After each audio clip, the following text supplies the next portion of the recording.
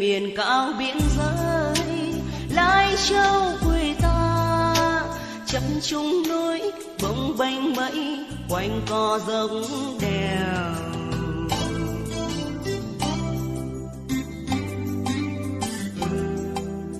Xin về thăm quê em đẹp lắm người ơi, núi đao xin hô mà lù thang đường mới đẹp tương lai.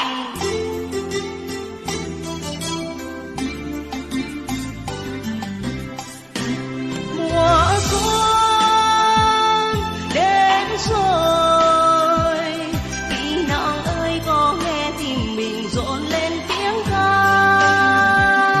Hạnh phúc đón chờ trong vòng tay đoạn kết, một lòng bên nhau.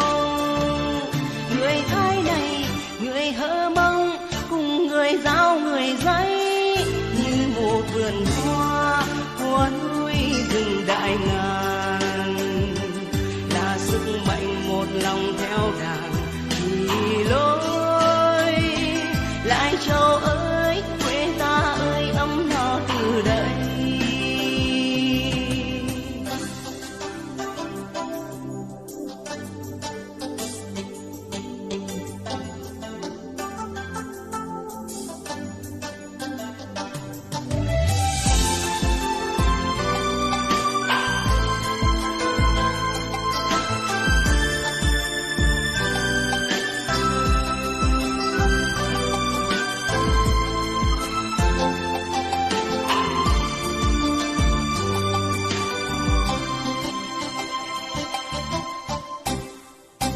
Nơi miền cao biển giới, Lai Châu quê ta chập trùng núi bồng bềnh mây, quanh co dốc đèo.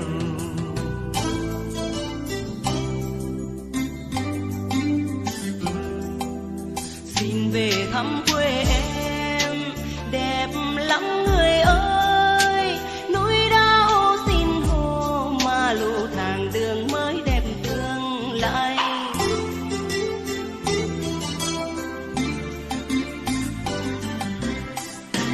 Mùa xuân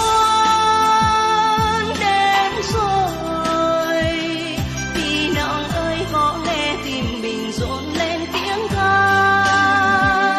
Hạnh phúc đón chờ trong vòng tay đoạn kết, một lòng bên nhau. Người Thái này, người Hơ Mông cùng người Dao người Giấy, một vườn hoa núi rừng đại ngàn.